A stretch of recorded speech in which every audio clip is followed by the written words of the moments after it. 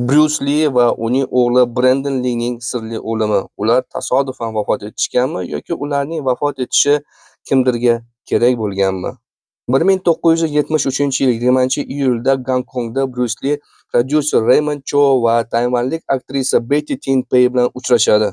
E'tibor bering, uchrashuv aktrisaning shaxsiy kvartirasida bo'lib o'tadi. Uchrashuvdan keyin Bryus Lining boshi og'riydi va u kuchli bosh og'rig'iga shikoyat qiladi. Aktrisa uydagi Equadric analgetik, ya'ni aspirin va meprobamat aralashmasi dorisini beradi. Bryus Li dorini ichgandan keyin uxlab qoladi va uyg'onmaydi. Aktrisa uni hushsiz yotganini ko'rib, vrachlarni chaqiradi. Vrachlar uni darhol qirolicha Yelizaveta kasalxonasiga olib borishadi. Ammo u yerda vrachlar Bryus Lining o'limini tasdiqlashadi. Shifokorlarning rasmiy munosabat bildirishicha, o'limning asosiy sababi bu miyaning kattalashib ketishi, ya'ni serebral attok mozga bo'lgan.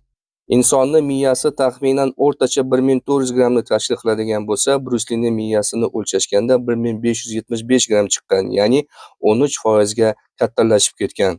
Shifokorlarning taxmin qilishicha, aktrisa tomonidan berilgan Aquadric dorisi allergik reaksiyani keltirib chiqargan. Bryus Li vafot etgandan keyin uning muxlislari va odamlar orasida uning o'limi to'g'risida har xil gaplar va mish-mishlar paydo bo'ldi. Ulardan asosiy bittasi bu issiqlik zarbasi. 1973-yil yoz mavsumida Gonkongda juda ham qattiq issiq bo'ladi.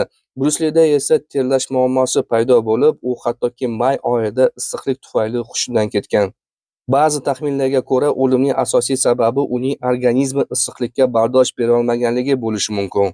2006-yil Bryus Li haqida kitob chiqadi va u kitobda yozilishicha, Bryus Lining qonida kannabis, ya'ni marixuana moddalari topiladi, ammo kannabis miyaning shishib ketishiga olib kelmaydi va shuning uchun ham bu versiya o'z tasdig'ini topmagan.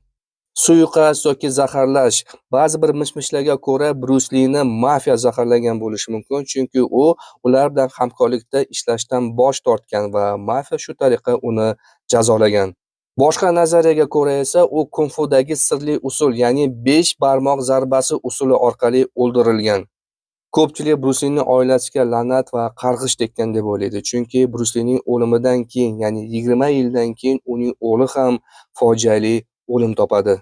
Bryus Lining o'g'li Brendon Li 1993-yil 31-mart kuni The Crow, ya'ni qarg'a deb nomlanadigan filmda bosh qahramon rolini ijro etadi. O'sha kuni ssenariy bo'yicha dushmanlar qahramonni otib o'ldirishi kerak bo'lgan sahna suratga olinishi kerak bo'lgan. Aktyorlar Brendonga qarab o'q uzatganda pistolet ichida xolastoy, ya'ni bo'sh patronlar bor deb o'ylaydi. Ammo xolastoy, ya'ni bo'sh patron